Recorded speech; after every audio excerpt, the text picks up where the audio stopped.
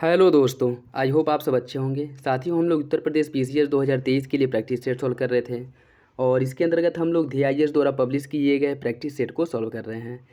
इसका जो पहला प्रैक्टिस सेट है वो अपलोड कर दिया गया है, तो जिन लोगों ने वो प्रैक्टिस सेट नहीं देखा है उसे देख सकते हैं, उसे सॉल्व कर सकते हैं। और यह इस श्रृंखला का या कह सकते हैं कि DIS का दूसरा प्रैक्टिस सेट है, जिसमें हम लोग कुछ महत्वपूर्ण प्रश्नों मतलब 75 प्रश्नों को सॉल्व करेंगे। तो यदि आप लोग चैनल पर नए हैं तो सब्सक्राइब कर लीजिए और बेल आइकन को प्रेस कर लीजिए, जिससे वीडियो का नोटिफिकेशन प्रॉपरली आप लोगों तक पहुंचता रहे। और इसमें साथियों कोशिश की जाएगी कि जो भी प्रश्न इसमें हैं उन प्रश्नों से रिलेटेड कोई भी डाउट ना रहे और अच्छे से प्रॉपर जो है उनके एक्सप्लेनेशन के साथ जो है उनके इर्द गिर्द क्वेश्चंस क्या बन सकते हैं और क्या और भी क्वेश्चंस जो है उनसे रिलेटेड पूछे जा सकते हैं, तो उन सबको भी अच्छे से जो है कवर किया जाएगा। तो यदि आप लोग चैनल पर नए हैं तो सब्सक्राइब जरूर कर लें और बेल आइकन को प्रेस कर लें। और इसमें 75 प्रश्न जैसा कि हम लोग सॉल्व कर चुके थे, तो बाकी जो इसमें प्रैक्टिस सेट में जो क्वेश्चन सॉल्व किए जाएंगे वो क्वेश्चन नंबर 76 से लेकर के 150 तक के महत्वपूर्ण प्रश्नों को सॉल्व किया जाएगा। और यह वीडियो जैसे ही अपलोड हो जाएगा इसका PDF भी टेलीग्राम चैनल पे अपलोड कर दिया जाएगा, तो वहाँ से आप लोग PDF डाउनलोड कर सकते हैं, जिसका लिंक डिस्क्रिप्शन बॉक्स में प्रोवाइड करा दिया जाएगा। तो क्वेश्चन सॉल्व कराने से पहले मैं ये कहूँगा कि मेरे क्वेश्चन आंसर बताने से पहले आप लोग खुद से जो है आंसर बताइएगा और देखिएगा कि कितने क्वेश्चंस आप लोगों के सही हो रहे हैं। ठीक है, रिवीजन के साथ साथ प्रैक्टिस सेट को सॉल्व करना बहुत ज़रूरी है और अंततः एग्जाम में यहीं से जो है जितनी ज़्यादा प्रैक्टिस सेट करेंगे उतना ही कॉन्फिडेंस जो आएगा और अच्छे से क्वेश्चन को सॉल्व कर पाएंगे। तो चलिए इसी के साथ प्रैक्टिस सेट की शुरुआत करते हैं। क्वेश्चन नंबर 76 देखिए, विश्व बैंक की निम्नलिखित में से किस एक सहयोगी संस्था का उद्देश्य विकासोन्मुख देशों के लिए सरल शर्तों पर सस्ते दीर्घकालिक ऋणों की व्यवस्था करना है? अंतर्राष्ट्रीय विकास संघ, अंतर्राष्ट्रीय वित्त निगम, बहुपक्षीय निवेश गारंटी एजेंसी या फिर ICSID। बताइए इसका सही आंसर क्या होगा। इसका जो सही आंसर वो हो जाएगा ऑप्शन ए, अंतर्राष्ट्रीय विकास संघ। विश्व बैंक की सहयोगी संस्था जो अंतर्राष्ट्रीय विकास संघ है, इसका उद्देश्य विकासोन्मुख देशों के लिए सरल शर्तों पर सस्ते दीर्घकालिक ऋणों की व्यवस्था कराना है। ठीक है, तो इंपॉर्टेंट है, याद रखिएगा ऑप्शन ए जो है वो सही हो जाएगा। निम्नलिखित में से कौन से भुगतान संतुलन प्रतिकूल में सुधार हेतु आवश्यक है? आयात प्रतिस्थापन की नीति लागू करना, अदृश्य मदों से आय को बढ़ाना, रुपए को पूर्ण परिवर्तनशील करना। बताइए इसका सही आंसर क्या होगा। 1 3, 1 2, 2 3 या फिर उपरोक्त में से सभी। इसका सही आंसर हो जाएगा ऑप्शन डी, सभी विकल्प जो है सही हैं। भुगतान संतुलन से निकलने के लिए इन सभी विधियां जो हैं या सभी जो मेथड है इन सब का प्रयोग किया जा सकता है। ठीक है, रिजर्व बैंक के अनुसार किसी देश का भुगतान संतुलन उस देश के निवासियों और शेष विश्व के मध्य होने वाले समस्त जो आर्थिक लेन देन है उसको अभिव्यक्त करता है। और इसमें क्या होता है कि किसी देश में व्यापार की शुद्ध स्थिति, ऋण लेने देने की जो शुद्ध स्थिति है इत्यादि स्पष्ट होती है। तो इसके अकॉर्डिंग जो है इसकी जो सभी प्रश्न हैं या सभी ऑप्शन जो दिए गए हैं वो सही हैं। ठीक है, भुगतान संतुलन से निपटने के लिए इन सभी विधियों का प्रयोग किया जा सकता है। निम्नलिखित में से कौन सा अदृश्य व्यापार कीमतों के अंतर्गत सम्मिलित किया जाता है? वस्तु की परिवहन लागत, प्रवासियों द्वारा प्रेषित राशि, बीमा के प्रीमियम का भुगतान या उपरोक्त में से सभी। इसका जो सही आंसर वो हो जाएगा ऑप्शन डी। इसका जो सही आंसर है ऑप्शन डी है, मतलब सभी जो है यह अदृश्य व्यापार मदों के अंतर्गत आती हैं। ठीक है, तो इम्पोर्टेंट है, याद रखिएगा। नेक्स्ट देखिए, निम्नलिखित में से किस वर्ष नाबार्ड के तहत एक नई ग्रामीण आधारित संरचनात्मक विकास निधि की स्थापना की गई थी? अप्रैल 1995 में, जून 2001 में, मई 1991 में या अप्रैल 2002 में, अप्रैल 2000 ईस्वी में। इसका सही आंसर है ऑप्शन ए, 1995 ईस्वी में स्थापना किया गया था। देखिए, अप्रैल 1995 में नाबार्ड के तहत एक नई ग्रामीण आधारित संरचनात्मक विकास निधि की स्थापना की गई थी। इस कोष के तहत उन बैंकों से अंशदान स्वीकार किया गया था जो प्राथमिक क्षेत्र अर्थात कृषि को लक्ष्य के अनुरूप साख नहीं उपलब्ध करा रहे थे। तो इसमें कहा जा सकता है कि इसी के परिणामस्वरूप जो है नाबार्ड की स्थापना की गई थी 1982 में संस्थागत ऋणों से जोड़ने के लिए। ठीक है, 1982 में नाबार्ड की स्थापना की गई थी ग्रामीण क्षेत्रों में संस्थागत ऋण मुहैया कराने के उद्देश्य से। तो आपका जो सही आंसर हो जाएगा ऑप्शन ए। निम्नलिखित पर विचार कीजिए, अंतर्राष्ट्रीय व्यापार में प्रयुक्त मुद्राओं की तुलना में देश की मुद्रा का मूल्य घट जाना मुद्रा का अवमूल्यन कहलाता है। देश में आयातों एवं निर्यातों का बढ़ना मुद्रा अवमूल्यन का प्रमुख परिणाम है। बताइए इसका सही आंसर क्या होगा। केवल एक, केवल दो, एक और दो दोनों यानी में से कोई नहीं। इसका जो सही आंसर वो हो जाएगा ऑप्शन ए, पहला सही है दूसरा गलत। देखिए, मुद्रा के अवमूल्यन से देश में आयात बढ़ता है तथा निर्यात घटता है। दूसरे में क्या कह रहा है कि देश में आयात एवं निर्यात का बढ़ना मुद्रा का अवमूल्यन का प्रमुख कार्य, गलत है। ठीक है, मुद्रा के अवमूल्यन से क्या होगा, अगर यदि मुद्रा का अवमूल्यन किया जा रहा है तो उससे आयात बढ़ेगा, ठीक है, निर्यात जो है वो घटेगा। तो सही आंसर हो जाएगा ऑप्शन ए।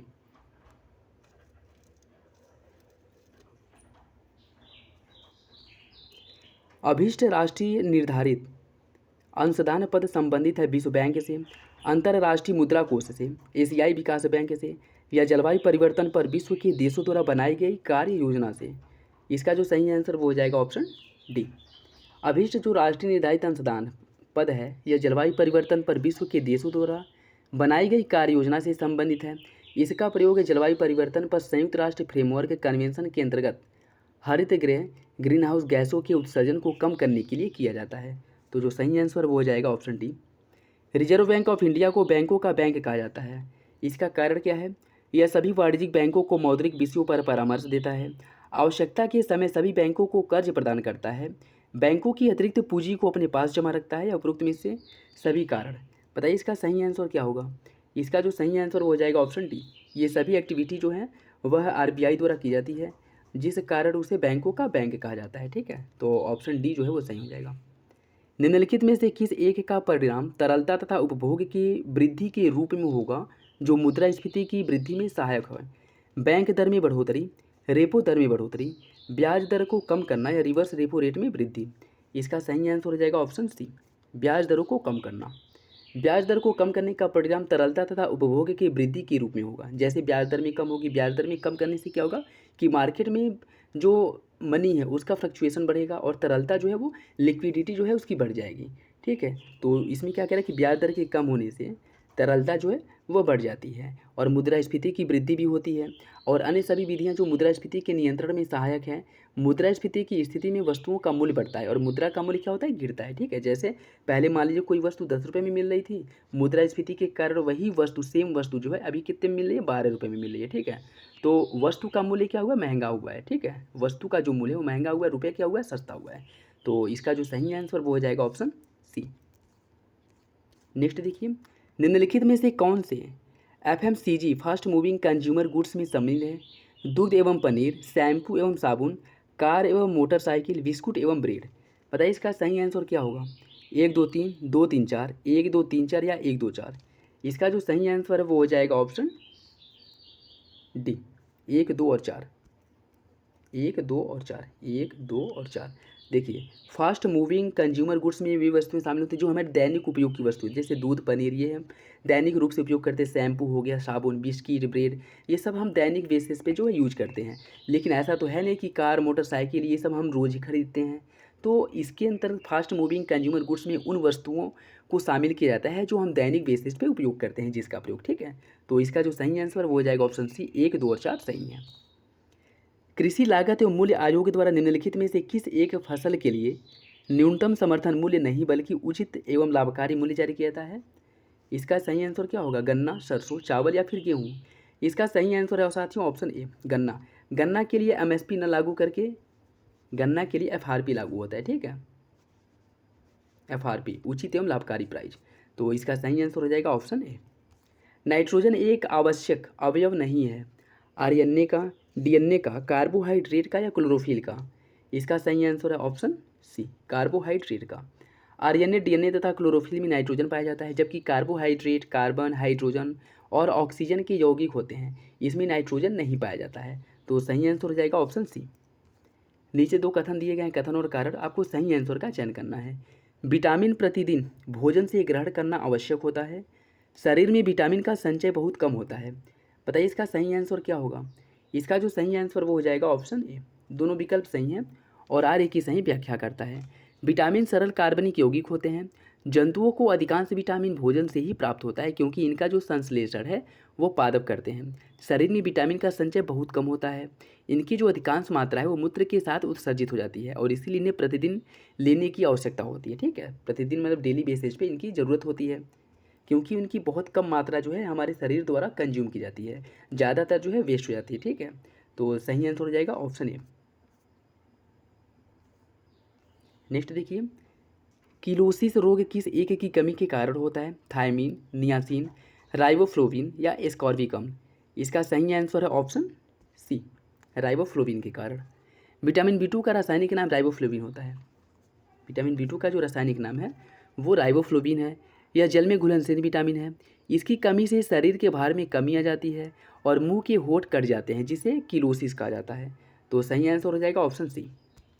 निम्नलिखित में से कांच का कौन सा प्रकार पराबैंगनी किरणों को अवशोषित करता है? क्रुक्स कांच, फील्ड कांच, पायरेक्स कांच या सोडा कांच? इसका सही आंसर हो जाएगा ऑप्शन ए, क्रुक्स कांच।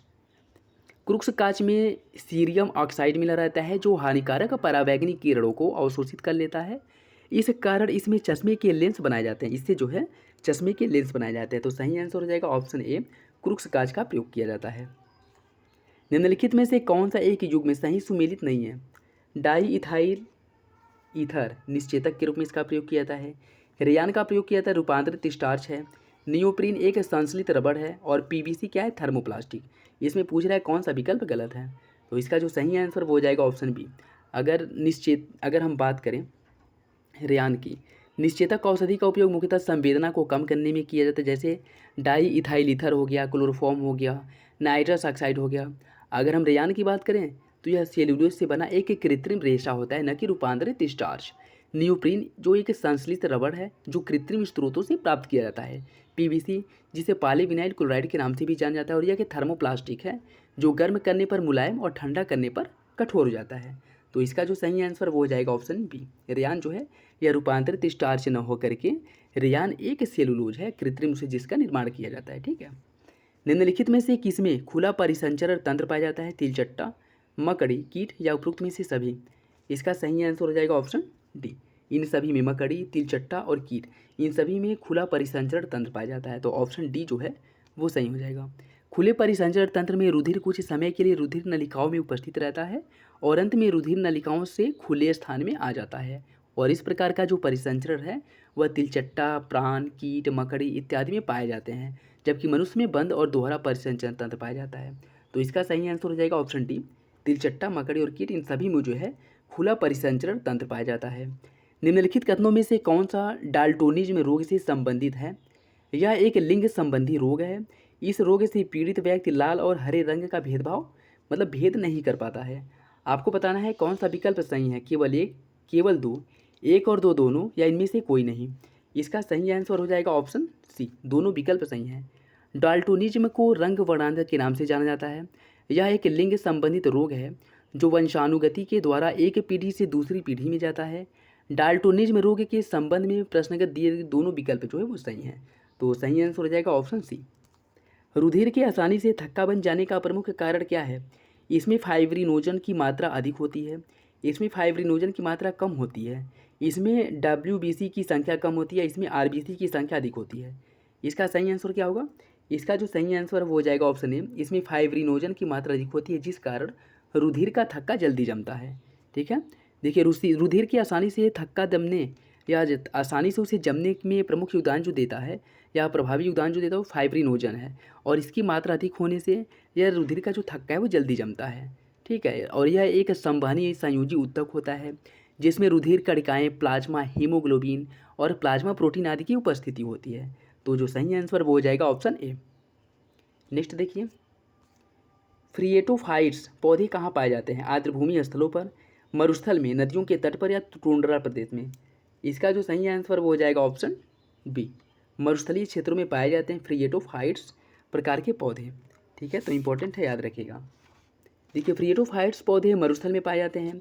इन पौधों की जड़ें अत्यधिक लंबी होती हैं और भूमि में काफ़ी गहराई तक जाकर के जल का अवशोषण करती हैं। तो ये फ्रिएटोफाइट्स प्रकार के जो पौधे हैं वो मरुस्थलीय क्षेत्रों में पाए जाते हैं। साधारण मनुष्य में पाए जाने वाले गुणसूत्र जोड़ों की संख्या कितनी होती है? 21, 23, 22 या फिर 24? इसका सही आंसर है ऑप्शन बी, 23 जोड़े पाई जाती हैं। मतलब इसमें गुणसूत्रों की जो संख्या होती है वो 46 होती है।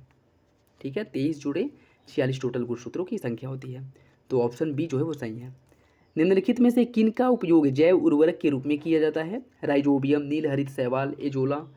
कूट के हिसाब से सही आंसर का चयन करना है, केवल 2, केवल 3, 1, 3 या सभी? इसका सही आंसर हो जाएगा ऑप्शन डी। इन सभी का प्रयोग जो है किया जाता है किस रूप में? चाहे राइजोबियम हो, नील हरित शैवाल हो, एजोला हो, इन सभी का प्रयोग जैव उर्वरक के रूप में किया जाता है। तो ऑप्शन डी जो है वो सही हो जाएगा। निम्नलिखित युग्मों पर विचार कीजिए। पेप्सिन प्रोटीन को एमिनो अम्ल में विघटित करता है। टायलिन स्टार्च का पाचन करता है, जाइमेज ग्लूकोज को एंथेनॉल में परिवर्तित करता है।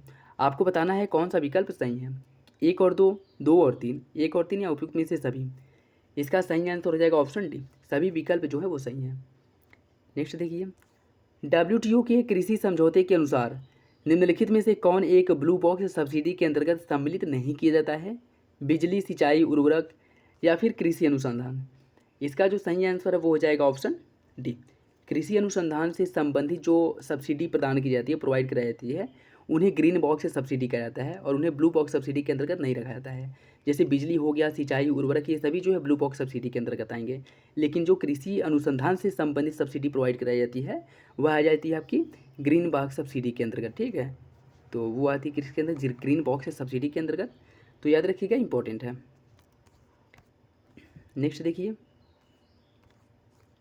निम्नलिखित में से सही युग्म का आपको चयन करना है। राष्ट्रीय कृषि वानिकी अनुसंधान केंद्र झांसी उत्तर प्रदेश में स्थित है। केंद्रीय मरुस्थल अनुसंधान संस्थान जोधपुर राजस्थान में है। केंद्रीय बागवानी संस्थान मेसिफेमा नागालैंड में है। और इसमें कह रहा है कि कौन सा विकल्प सही है, A, B, C या फिर डी।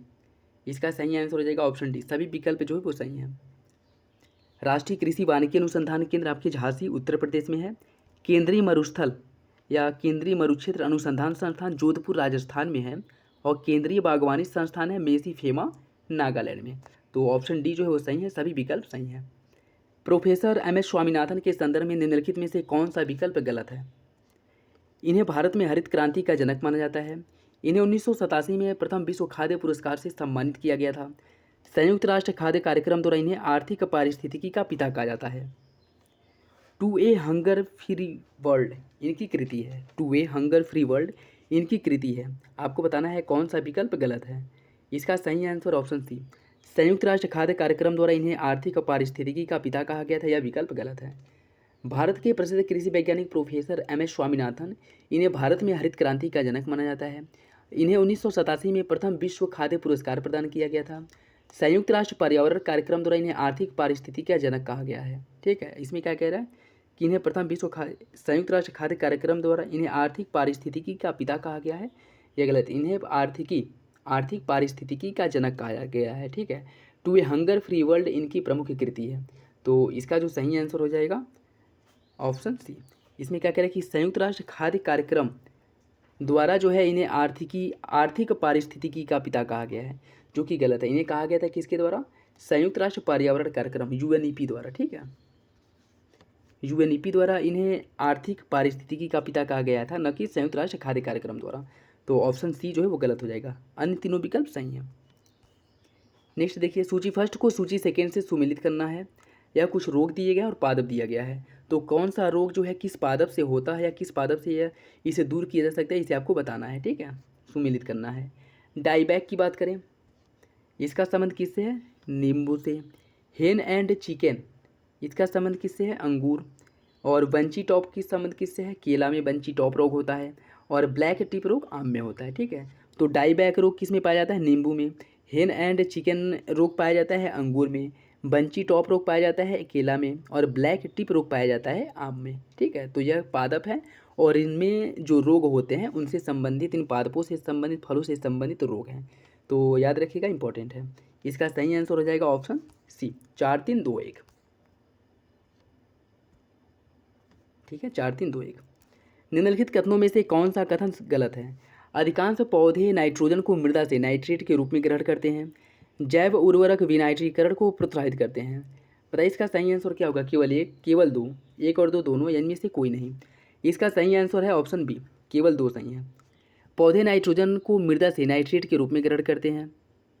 इसमें पूछ रहा था गलत, तो दूसरा गलत है, पहला सही। ठीक है, नाइट्रेट के रूप में पौधे जो है मृदा से नाइट्रोजन को ग्रहण करते हैं। मृदा में उपस्थित अमोनिया नाइट्रेट, मृदा में जो अमोनियम नाइट्रोजन उपस्थित होता है, इसका नाइट्रेट में परिवर्तन नाइट्रीकरण कहलाता है। नाइट्राइट का संचय पौधों के लिए हानिकारक होता है। जैव उर्वरक वायुमंडलीय नाइट्रोजन के स्थिरीकरण और भूमि में उपस्थित फास्फोरस को पौधे के लिए उपलब्ध कराने का कार्य करते हैं। अतः कह सकते हैं कि नाइट्रीकरण में सहायक होता है, न कि विनाइट्रीकरण में। तो दूसरा वाला जो है वो गलत है। ठीक है, यह नाइट्रीकरण में सहायक होता है, न कि विनाइट्रीकरण में। नेक्स्ट देखिए, शीर्षक मुद्रास्फीति का मापन किस आधार पर किया जाता है? थोक मूल्य सूचकांक, शहरी उपभोक्ता मूल्य सूचकांक, सामूहिक उपभोक्ता मूल्य सूचकांक या औद्योगिक श्रमिक उपभोक्ता मूल्य सूचकांक। इसका जो सही आंसर वो हो जाएगा ऑप्शन सी, सामूहिक उपभोक्ता मूल्य सूचकांक के आधार पर शीर्षक मुद्रास्फीति का मापन किया जाता है। शीर्षक मुद्रास्फीति की दर किसी भी अर्थव्यवस्था में कुल मुद्रास्फीति की माप है, जिसमें खाद्य, ईंधन और अन्य सभी वस्तुओं के मूल्यों को शामिल किया जाता है। इसमें सामूहिक उपभोक्ता मूल्य सूचकांक के आधार पर मापा जाता है, जबकि जो कोर मुद्रास्फीति होती है इसमें खाद्य एवं ईंधन की कीमतों में होने वाले जो उतार चढ़ाव है इसको घटा दिया जाता है, उसके बाद मुद्रास्फीति की गणना की जाती है। ठीक है, तो इसका जो सही आंसर वो हो जाएगा ऑप्शन सी। निम्नलिखित में से कौन एक उत्तर प्रदेश का ताप विद्युत संयंत्र नहीं है? ओबरा, नरौरा, सिंगरौली या फिर टांडा। इसका सही आंसर साथियों ऑप्शन बी,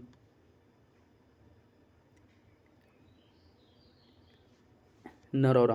देखिए उत्तर प्रदेश में स्थापित ओबरा, सिंगरौली और टांडा ताप विद्युत संयंत्र है, जबकि नरौरा बुलंदशहर में स्थित एकमात्र परमाणु संयंत्र। ठीक है, तो इसमें क्या कह रहा है कि विद्युत संयंत्र नहीं है। ठीक है, ओबरा, सिंगरौली और टांडा यह विद्युत संयंत्र है, जबकि नरौरा क्या है, नरौरा एक परमाणु संयंत्र है। ठीक है, तो ऑप्शन बी जो है वो सही हो जाएगा। नेक्स्ट देखिए, बेतवा नहर द्वारा निम्नलिखित में से कौन सा जिला लाभान्वित नहीं होता है? झांसी, जालौन, हमीरपुर या फिर बांदा। इसका सही आंसर साथियों ऑप्शन डी, बांदा बेतवा नहर से लाभान्वित नहीं होता, जबकि झांसी, हमीरपुर और जालौन ये सभी जिले जो हैं बेतवा नदी से लाभान्वित होते हैं। अगर हम बात करें बेतवा जो उत्तर प्रदेश की प्रमुख नहर है, जो झांसी से 25 किलोमीटर दूर परीक्षा नामक स्थान से निकाली गई है, और इस नहर द्वारा झांसी, जालौन, हमीरपुर जिलों में सिंचाई की जाती है। तो जो सही आंसर वो हो जाएगा ऑप्शन डी। नेक्स्ट देखिए, इसमें सूची फर्स्ट को सूची सेकेंड से सम्मिलित करना है। कुछ खनिज दिए गए हैं और उत्तर प्रदेश के जिले दिए गए, तो कौन से खनिज किस जिले में प्राप्त होता है आपको उससे सम्मिलित करना है। अगर हम बात करें पायराइट की, पायराइट जो है मुख्य रूप से पाया जाता है कहाँ पे, सोनभद्र में। तांबा पाया जाता है आपके ललितपुर में। और सैंड स्टोन कहाँ पाया जाता है, यह पाया जाता है आपके मिर्ज़ापुर में। हीरा पाया जाता है बांदा में। तो इसका जो सही आंसर वो हो जाएगा ऑप्शन बी, 2, 1, 4, 3। नेक्स्ट देखिए, उत्तर प्रदेश राज्य औद्योगिक विकास निगम के संदर्भ में कौन सा कथन सही है?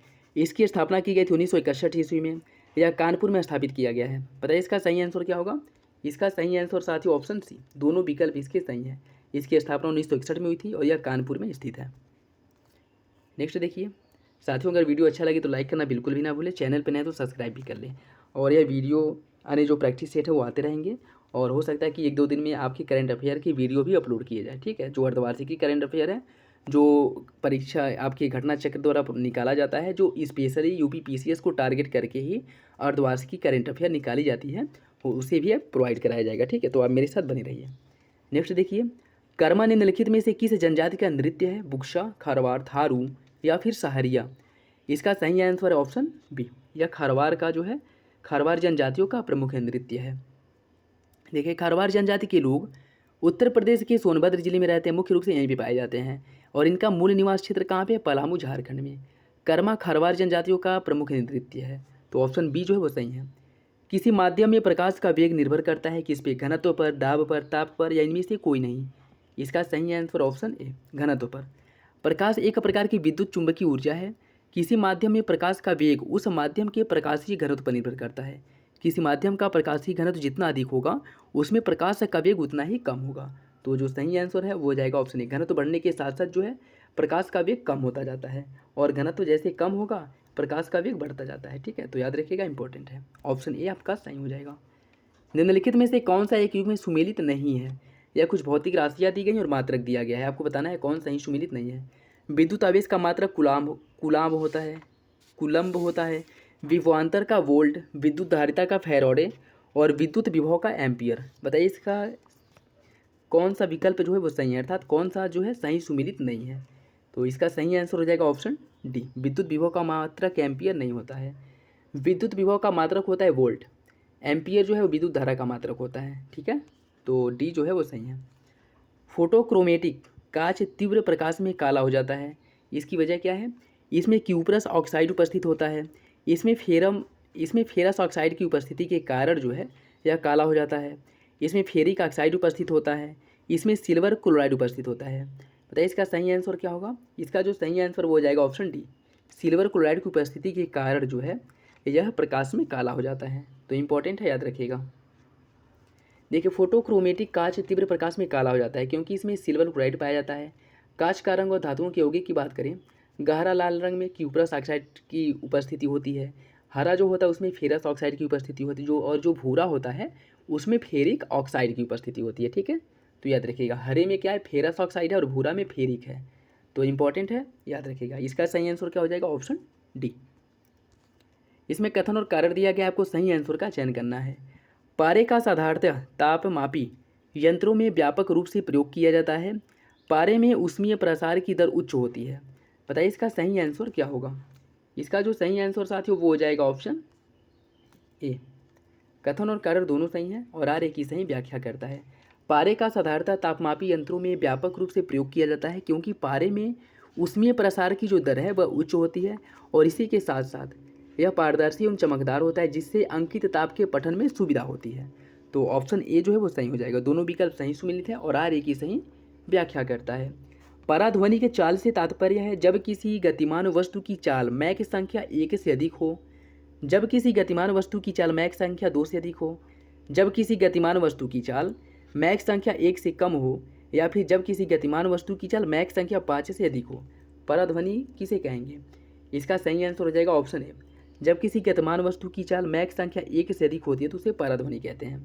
ठीक है, देखिए किसी वस्तु की चाल ध्वनि की चाल से अधिक होने पर इसे पराध्वनि कहा जाता है।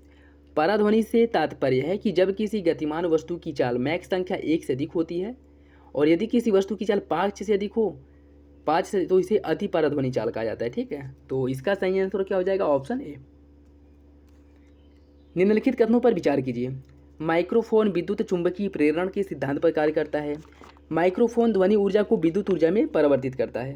बताइए इसका सही आंसर क्या होगा। केवल एक, केवल दो, एक और दो, दोनों या इनमें से कोई नहीं। इसका जो सही आंसर है बताइए क्या होगा। इसका जो इसमें पूछ रहा है कि गलत क्या है, गलत आपको बताना है। ठीक है, तो इसका सही आंसर हो जाएगा ऑप्शन डी। दोनों विकल्प सही है। ठीक है, माइक्रोफोन विद्युत चुंबकीय प्रेरण के सिद्धांत पर कार्य करता है और यह ध्वनि ऊर्जा को विद्युत ऊर्जा में बदलता है। तो ऑप्शन डी जो है वो सही है, दोनों विकल्प इसके सही है। ठीक है, Indian institute of ecology and environment स्थित है नागपुर में, नई दिल्ली में, बेंगलुरु में या फिर चेन्नई में। इसका जो सही आंसर बताइए क्या होगा। इसका सही आंसर ऑप्शन बी, नई दिल्ली में। Indian institute of ecology and environment आपके नई दिल्ली में स्थित है। ठीक है, देखिए विश्व पर्यावरण दिवस 5 जून 1980 को Indian institute of ecology and environment की स्थापना की गई थी। कब, 5 जून 1980 ईस्वी को इसकी स्थापना की गई थी और इसका मुख्यालय है नई दिल्ली में। निम्नलिखित में से कौन सा एजेंडा 21 के संबंध में सही है। यह संयुक्त राष्ट्र की गैरबद्ध स्वैच्छिक कार्य योजना है। इस कार्य योजना का सृजन 1992 में ब्राज़ील के रियो डी जेनेरियो में संपन्न पर्यावरण एवं विकास पर संयुक्त राष्ट्र सम्मेलन के दौरान किया गया था। बताइए इसका सही आंसर क्या होगा। केवल एक, केवल दो, एक और दो, दोनों या इनमें से कोई नहीं। इसका सही आंसर है साथियों ऑप्शन सी, दोनों विकल्प इसके सही हैं। ठीक है, राष्ट्रीय गंगा नदी बेसिन प्राधिकरण का गठन कब किया गया था, ये आपको बताना है। 2010, 9, 7 या फिर 8। इसका जो सही आंसर है वो हो जाएगा ऑप्शन बी, 2009 में राष्ट्रीय गंगा नदी बेसिन प्राधिकरण का गठन किया गया था। ठीक है, तो इंपॉर्टेंट है, याद रखिएगा। और इसके आगे भी पूछ ले कि इसके अध्यक्ष कौन होते हैं, तो प्रधानमंत्री द्वारा इसकी अध्यक्षता की जाती है। मतलब कह सकते हैं कि प्रधानमंत्री राष्ट्रीय गंगा नदी बेसिन प्राधिकरण के पदेन अध्यक्ष होते हैं। जो प्रधानमंत्री बनेंगे वो ऑटोमेटिक ही इसके अध्यक्ष बन जाएंगे। इसकी स्थापना कब की गई थी, 2009 में, तो याद रखिएगा, इंपॉर्टेंट है। निम्नलिखित में से कौन एक बहुचरम सीमा सिद्धांत के प्रवर्तक हैं। टैंसले, लिंडमान, क्लीमेंट्स या फिर एडवर्ड सुएस। इसका सही आंसर हो जाएगा ऑप्शन ए, टैंसले। देखिए बहुचरम सीमा सिद्धांत के प्रवर्तक आर्थर टैंसले हैं, जिनके द्वारा इस सिद्धांत जो है 1939 ईस्वी में दी गई थी। 1939 ईस्वी में सिद्धांत दिया गया था।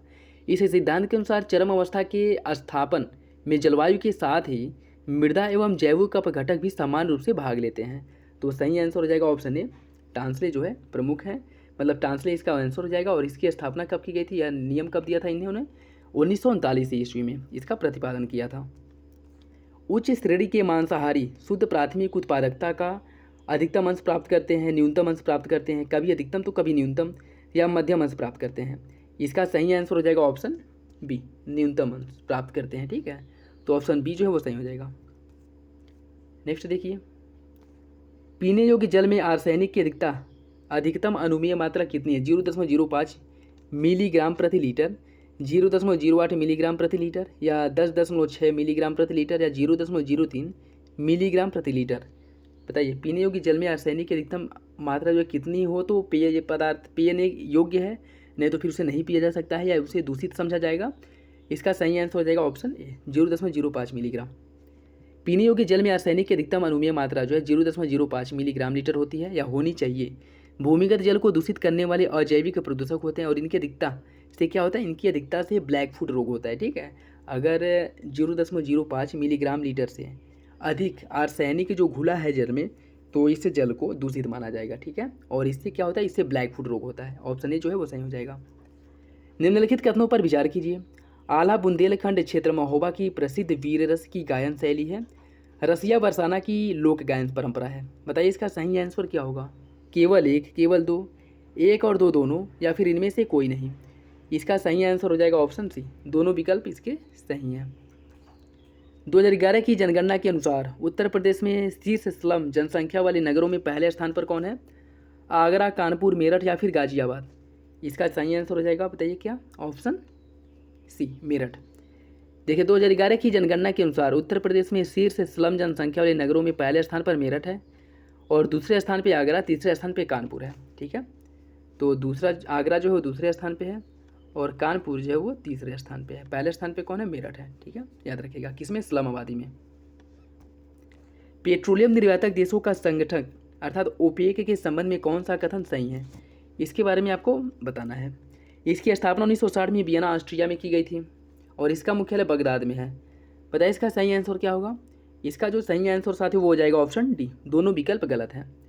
देखिए अगर हम बात करें, ओपेक की स्थापना की गई थी 1960 में, बगदाद में हुई थी। ठीक है, इसकी स्थापना की गई थी बगदाद में, न कि वियना ऑस्ट्रिया में। और इसके मुख्यालय की बात करें तो ये इसका मुख्यालय है वियना ऑस्ट्रिया में। ठीक है, तो ये दोनों जो है दूसरे के अपोजिट हो गए हैं। इसकी स्थापना की गई थी 1960 ईस्वी बगदाद में और इसका मुख्यालय है वियना ऑस्ट्रिया में। तो ऑप्शन डी जो है वो गलत सही है, अर्थात दोनों विकल्प गलत है। ठीक है, मतलब एक दूसरे के अपोजिट है। नेक्स्ट देखिए, 2011 की जनगणना के अनुसार उत्तर प्रदेश में न्यूनतम नगरीय साक्षरता दर किस जिले में है। रामपुर, औरैया, गौतम बुद्ध नगर या फिर बरेली। बताइए इसका सही आंसर क्या होगा। इसका सही आंसर साथियों ऑप्शन ए, रामपुर में। देखिए 2011 की जनगणना के अनुसार उत्तर प्रदेश में न्यूनतम नगरीय साक्षरता दर रामपुर में है, कितनी है, 56%। और शीर्ष नगरीय साक्षरता किस में है, औरैया में 85.7%। तो याद रखिएगा न्यूनतम कहाँ पे है, रामपुर में, और अधिकतम कहाँ है, औरैया में। यहाँ पे कितने हैं आपके, रामपुर में है 56% और औरैया में कितनी है, यहाँ पे है 85.7%। तो दोनों याद रखिएगा, इंपॉर्टेंट है, न्यूनतम और अधिकतम। नेक्स्ट देखिए, निम्नलिखित में से कौन एक युग में सही सुमेलित नहीं है। यह संस्थान दिया गया और स्थापना वर्ष दिया गया है। ललित कला अकादमी की स्थापना की गई थी 1954 में। राष्ट्रीय नाट्य विद्यालय की स्थापना 1959 में। एशियाटिक सोसाइटी की 1784 में। भारतीय राष्ट्रीय अभिलेखागार की 1987 में। बताइए इसमें कौन सा विकल्प जो है असुमेलित है। इसका सही आंसर हो जाएगा ऑप्शन डी, भारतीय राष्ट्रीय अभिलेखागार की स्थापना की बात करें तो इसकी स्थापना की गई थी 1891 ईस्वी में, न कि 1987 ईस्वी में। ठीक है, तो डी जो है वो गलत है, अन्य तीनों विकल्प सुमेलित है। ललित कला अकादमी की स्थापना 1954 में की गई थी। राष्ट्रीय नाट्य अकादमी या राष्ट्रीय नाट्य विद्यालय की स्थापना 1959 और एशियाटिक सोसाइटी की 1784 और भारतीय राष्ट्रीय अभिलेखागार की स्थापना की गई थी आपके 1891 ईस्वी में। नेक्स्ट देखिए, जनवरी 2023 में निम्नलिखित में से किस राज्य में सुन्नी बांध जल विद्युत परियोजना हेतु केंद्र सरकार द्वारा निवेश को मंजूरी दी गई है। असम में, अरुणाचल प्रदेश में, हिमाचल प्रदेश में या फिर मणिपुर में। इसका सही answer option C, Himachal Pradesh में इसका निर्माण किया जा रहा है। देखिए जनवरी 2023 में हिमाचल प्रदेश में सुन्नी बांध जल विद्युत परियोजना के लिए केंद्र सरकार द्वारा निवेश को मंजूरी दी गई है और यहाँ पे 382 मेगावाट की इस जल विद्युत परियोजना का निर्माण सतलुज नदी पर किया जाएगा। ठीक है, तो इंपॉर्टेंट है, याद रखिएगा किस पे किया, सतलुज नदी पर किया जाएगा। सतलुज नदी जल विद्युत निगम द्वारा सतलुज नदी पर, और यह 382 मेगावाट विद्युत का उत्पादन किया जाएगा इससे। ठीक है, और कहाँ किया जा रहा है, हिमाचल प्रदेश में। नवंबर 2022 में प्रधानमंत्री नरेंद्र मोदी द्वारा नाडप्रभु केम्पेगौड़ा द्वारा प्रेरित स्टैचू ऑफ प्रॉस्पेरिटी का उद्घाटन किस शहर में किया गया इनके द्वारा। कोच्चि में, बेंगलुरु में, जयपुर में या फिर पुणे में। बताइए इसका सही आंसर क्या होगा। इसका जो सही आंसर साथी वो हो जाएगा ऑप्शन बी, बेंगलुरु में इसका जो है इसका उद्घाटन किया गया था। देखिए नवंबर 2022 में प्रधानमंत्री नरेंद्र मोदी द्वारा नाडप्रभु केम्पेगौड़ा द्वारा प्रेरित स्टैचू ऑफ प्रॉस्पेरिटी का उद्घाटन बेंगलुरु में किया गया था, जिसकी ऊंचाई कितनी है? 108 फीट। नेक्स्ट देखिए, जनवरी 2023 में किस भारतीय रेलवे स्टेशन को उच्चतम प्लैटिनम रेटिंग के साथ हरित रेलवे स्टेशन प्रमाण पत्र प्रदान किया गया है? हैदराबाद, भोपाल, इंदौर या फिर विशाखापत्तनम? बताइए इसका सही आंसर क्या होगा, ए, बी, सी या फिर डी? इसका जो सही आंसर साथियों वो हो जाएगा ऑप्शन डी, विशाखापत्तनम को यह रेटिंग प्रदान की गई है। देखिए, जनवरी 2023 में विशाखापत्तनम रेलवे स्टेशन को उच्चतम प्लैटिनम रेटिंग के साथ हरित रेलवे स्टेशन प्रमाण पत्र प्रदान किया गया है। इंडिया ग्रीनफील्ड काउंसिल द्वारा यह प्रमाण पत्र दिया जाता है और इस स्टेशन को 6 श्रेणियों में 100 में से 82 अंक प्राप्त हुए हैं। ठीक है, और विशाखापत्तनम को प्राप्त हुआ है क्या? फिर उच्चतम प्लैटिनम रेटिंग। ठीक है, नेक्स्ट देखिए, यूरोपीय संघ के किस देश ने जनवरी 2023 में यूरो को अपनी मुद्रा के रूप में स्वीकार किया है? क्रोएशिया, लाटविया, बुल्गारिया या फिर चेक गणराज्य? बताइए इसका सही आंसर क्या होगा? इसका सही आंसर ऑप्शन ए, क्रोएशिया द्वारा जो है स्वीकार किया गया यूरो को अपनी मुद्रा के रूप में। दिसंबर 2022 में नासा द्वारा SWOT अंतरिक्ष यान को लॉन्च किया गया। इसका उद्देश्य क्या है? पृथ्वी के जल का सर्वेक्षण करना, सूर्य की बाहरी परत का अध्ययन करना, शनि ग्रह के वलयों का अध्ययन करना, जो शनि ग्रह के बाहर जो है वलय रिंग्स पाए जाते हैं उसका अध्ययन करना, या फिर से बृहस्पति पर कार्बन डाइऑक्साइड की उपस्थिति का पता लगाना। बताइए इसका सही आंसर क्या होगा? इसका जो सही आंसर वो हो जाएगा ऑप्शन ए, पृथ्वी के जल का सर्वेक्षण करना, यह जो है इसका मुख्य उद्देश्य है। देखिए, दिसंबर 2022 में नासा द्वारा SWOT अंतरिक्ष यान को लॉन्च किया गया, जिसका उद्देश्य है पृथ्वी के जल का सर्वेक्षण करना। इसका पूरा नाम क्या है? Surface water and ocean topography. ठीक है, तो ये भी याद रखें, अगर फुल फॉर्म पूछ ले तो इसका full form surface water and ocean topography जो है इसका फुल फॉर्म है। ऑप्शन ए जो सही हो जाएगा, पृथ्वी के जल का सर्वेक्षण करना। इसके लिए जो है SWOT अंतरिक्ष यान को भेजा गया था, लॉन्च किया गया था, किसके द्वारा? नासा द्वारा। दिसंबर 2022 में किस भारतीय राज्य ने अपने राजकीय पशु नीलगिरी ताहर के संरक्षण हेतु एक पहल की शुरुआत की है? केरल, गुजरात, तमिलनाडु या फिर कर्नाटक? इसका सही आंसर बताइए क्या होगा? इसका सही आंसर साथियों ऑप्शन सी, तमिलनाडु। देखिए, फरवरी अगर हम बात करें, दिसंबर 2022 में तमिलनाडु राज्य ने अपने राजकीय पशु नीलगिरी ताहर के संरक्षण के लिए एक पहल की शुरुआत की है। तमिलनाडु सरकार द्वारा नीलगिरी ताहर संरक्षण परियोजना का क्रियान्वयन 2022 से लेकर के 2027 तक के लिए किया गया। ठीक है, तो इसका कार्यकाल जो है 5 वर्ष के लिए है, 2022 से लेकर के 2027 तक। और किसके द्वारा शुरुआत की गई है? तमिलनाडु सरकार द्वारा। फरवरी 2023 में एयर इंडिया 2023 का आयोजन कहाँ किया गया था? हैदराबाद, पुणे, नई दिल्ली या फिर बेंगलुरु? इसका सही आंसर है ऑप्शन डी, बेंगलुरु में जो है एरो इंडिया 2023 का आयोजन किया गया था। और यह इसका चौथा संस्करण था, 14वां संस्करण था। और इसका विषय क्या था? Runway two billion opportunities. यह जो है इसकी थीम थी, क्या? रनवे टू बिलियन अपॉर्चुनिटी जो है इसकी थीम थी। और यह 14वां संस्करण था और आयोजन बेंगलुरु में किया गया था। निम्नलिखित में से किस तिथि को 6वां उत्तर प्रदेश स्थापना दिवस मनाया गया? 22 जनवरी 2023 को, 23 जनवरी 2023 को, 24 जनवरी 2023 या 25 जनवरी 2023? इसका सही आंसर क्या होगा? इसका सही आंसर साथियों ऑप्शन सी, 24 जनवरी 2023 को। देखिए, 24 जनवरी 2023 को 6वां उत्तर प्रदेश स्थापना दिवस मनाया गया। इस दिवस का मुख्य विषय है निवेश और रोजगार। ज्ञातव्य है कि उत्तर प्रदेश स्थापना दिवस 2018 से मनाया गया था। ठीक है, पहला जो कब मनाया गया था? 2018 में। ठीक है, पहला मनाया गया था आपका 2018 में। और यह कौन सा है? यह है आपका 6वां। ठीक है, तो याद रखिए, इंपॉर्टेंट है। कब मनाया गया था? 24 जनवरी 2023 को। जनवरी 2023 में भारत सरकार द्वारा निम्नलिखित में से किसकी अध्यक्षता में लद्दाख की संस्कृति, भाषा एवं रोजगार की रक्षा के लिए एक समिति का गठन किया गया है? नित्यानंद राय, सुलभ चक्रवर्ती, राम अवतार सिंह या के राधाकृष्णन? इसका सही आंसर क्या होगा? इसका सही answer option A, Nityanand Rai की अध्यक्षता में जो है इसका गठन किया गया था। देखिए, अगर हम इसकी बात करें, जनवरी 2023 में भारत सरकार द्वारा नित्यानंद राय की अध्यक्षता में लद्दाख की संस्कृति, भाषा और रोजगार की रक्षा के लिए एक समिति का गठन किया गया था। और इस जो समिति है इसमें टोटल सदस्यों की संख्या कितनी है? 17 है। ठीक है, तो ये भी याद रखिएगा। नवंबर 2022 में 41वां अंतर्राष्ट्रीय पुस्तक मेला, इसका आयोजन कहाँ किया गया था? सरजाह में, रोम में, ब्यूनस आयर्स में या फिर लीमा में? इसका सही आंसर क्या होगा? इसका सही आंसर है ऑप्शन है, सरजाह में। देखिए नवंबर 2022 में 41वां अंतर्राष्ट्रीय पुस्तक मेले का आयोजन शारजाह में आयोजित किया गया था। शारजाह जो आपके यूएई में स्थित है। 2022 में इसकी थीम क्या थी? इस सेपरेट द वर्ल्ड, और इटली को इस वर्ष गेस्ट ऑफ द ऑनर देश का दर्जा दिया गया था। तो ये भी इंपॉर्टेंट याद रखिएगा। शारजाह है आपके यूएई में, ठीक है, और इसकी थीम थी सेपरेट द वर्ल्ड, और आपका जो गेस्ट ऑनर देश था वो इटली था। तो सही आंसर हो जाएगा ऑप्शन ए।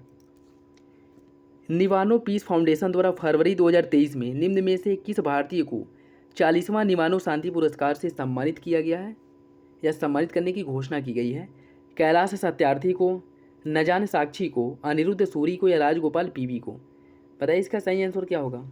इसका सही आंसर है ऑप्शन डी, राजगोपाल पीवी को। ठीक है, देखिए निवानो पीस फाउंडेशन द्वारा फरवरी 2023 में राजगोपाल पीवी को 40वां निवानो शांति पुरस्कार प्रदान करने की घोषणा की गई है। यह पुरस्कार उन्हें देश में निर्धनता तथा हाशिए पर रहने वाले लोगों के लिए असाधारण कार्य करने हेतु प्रदान किया जाएगा, और यह पुरस्कार उन्हें मई 2023 में दिया जाएगा टोक्यो में। ठीक है, टोक्यो जापान में दिया जाएगा। कब? मई 2023 में।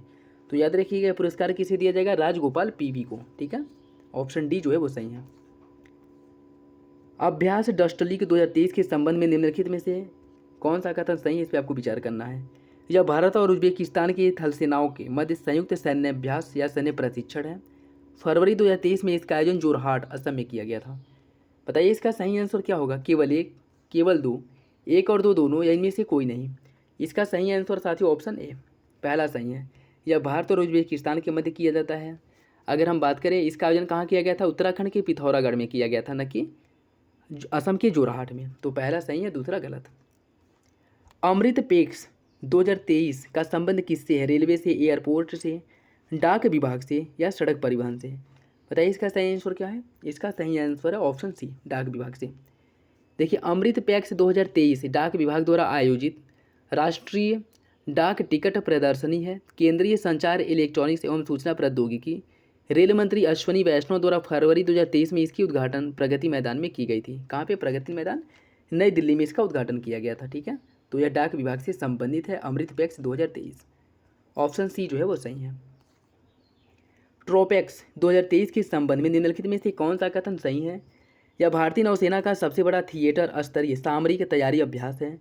यह भारतीय वायुसेना का सबसे बड़ा थिएटर स्तरीय सामरिक तैयारी अभ्यास है। यह भारतीय थल सेना का सबसे बड़ा थिएटर स्तरीय सामरिक तैयारी अभ्यास है। बताइए इसका सही आंसर क्या होगा? इसका सही आंसर है ऑप्शन ए, यह भारतीय नौसेना का सबसे बड़ा थिएटर स्तरीय सामरिक तैयारी अभ्यास है। ठीक है, तो ऑप्शन ए जो है वो सही है।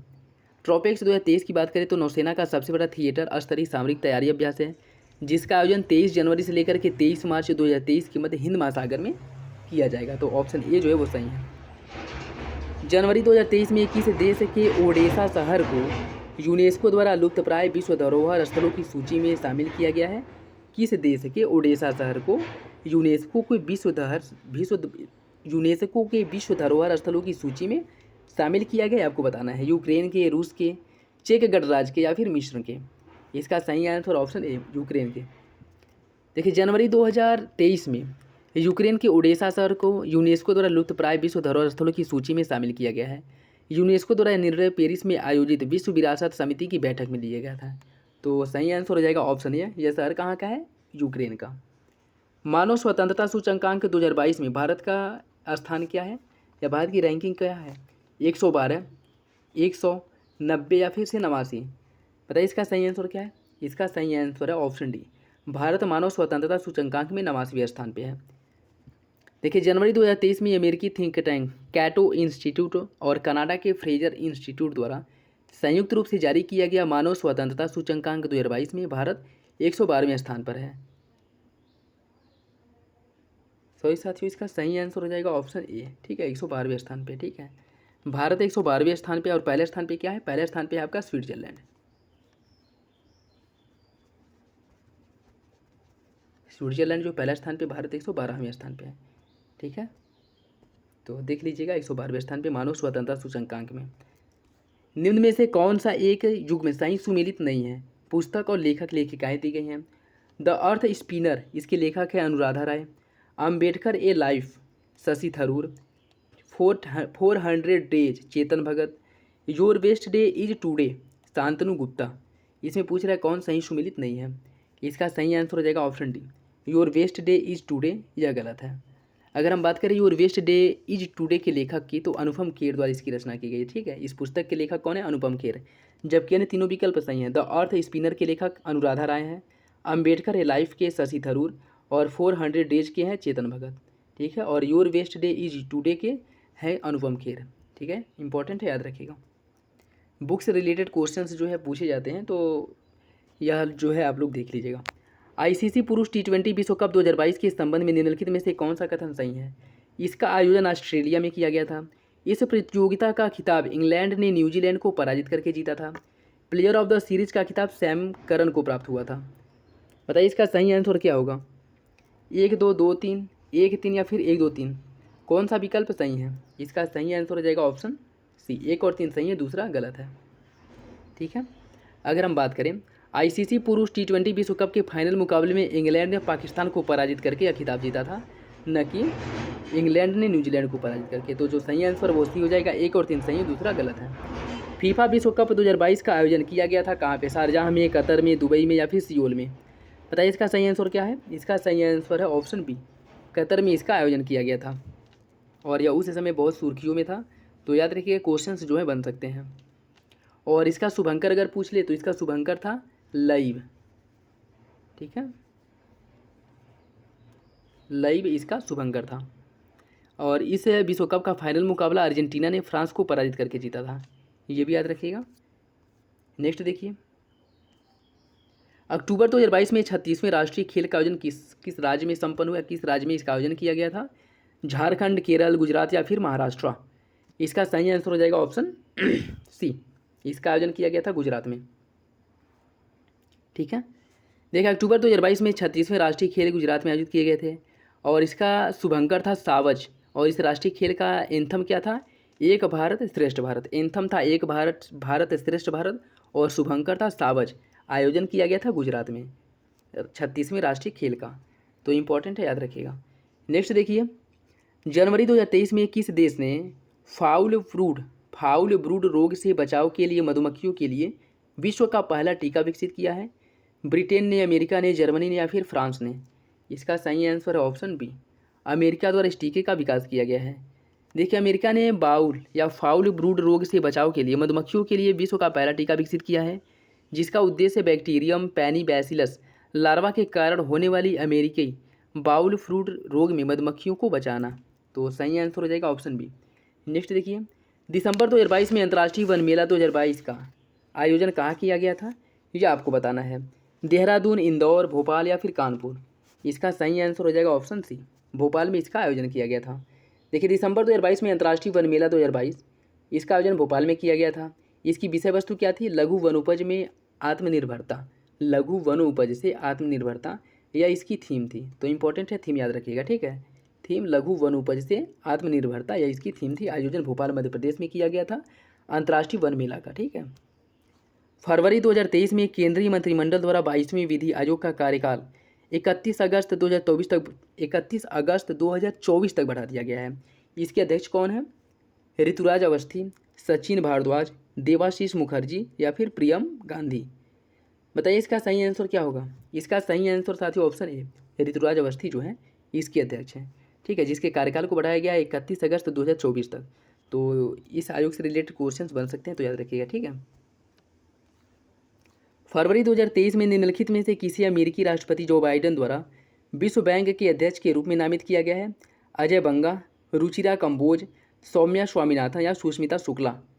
इसका सही आंसर क्या होगा? इसका सही आंसर है ऑप्शन ए, अजय बंगा को जो है विश्व बैंक के अध्यक्ष के रूप में नामित किया गया है। देखिए फरवरी 2023 में अजय बंगा को अमेरिकी राष्ट्रपति जो बाइडेन द्वारा विश्व बैंक के अध्यक्ष के रूप में नामित किया गया है, और वह इस पद पर डेविस मालपास के स्थान पर पहुँचे हैं। ठीक है, तो डेविस मालपास का स्थान जो है वो लेंगे। नेक्स्ट देखिए, और आज का लास्ट क्वेश्चन, राष्ट्रीय मानसिक स्वास्थ्य और स्नायु विज्ञान संस्थान द्वारा बुजुर्ग लोगों की मानसिक देखभाल हेतु कौन सी एक पहल की शुरुआत की गई है? सार्थक, सक्षम, सरल या फिर सुगंध? इसका सही आंसर क्या होगा? इसका सही आंसर है ऑप्शन ए, सार्थक पहल की शुरुआत की गई है। देखिए राष्ट्रीय मानसिक स्वास्थ्य और स्नायु विज्ञान संस्थान द्वारा बुजुर्ग लोगों की मानसिक देखभाल के लिए सार्थक नामक पहल की शुरुआत की गई है। ठीक है, तो इंपॉर्टेंट है, याद रखिएगा। और यह था आज का लास्ट क्वेश्चंस। तो आई होप आप लोगों को वीडियो पसंद आया होगा। वीडियो अच्छा लगे तो लाइक करिए, और चैनल पर नए हो तो सब्सक्राइब जरूर कर लें, और बेल आइकन को प्रेस करना तो बिल्कुल भी ना भूलें, जिससे कि जो इंपॉर्टेंट वीडियो के नोटिफिकेशन है आप लोगों को मिलते रहें, और यह प्रैक्टिस सेट कंटिन्यू आते रहेंगे आपके।